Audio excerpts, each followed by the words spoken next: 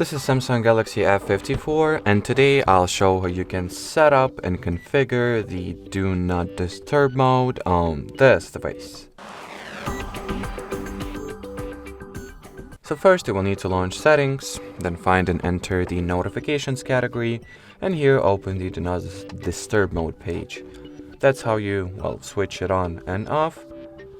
Here you can configure its schedule, what schedule it will work on, set the time frames for it to be automatically enabled or disabled. That's how you switch your schedule on or off, and that's how you edit it. Here you can also add new schedules. You can allow the call and messages, app notifications, and alarm sounds for certain contacts, apps, or alarms and sounds here. So configure those settings and preferences according to your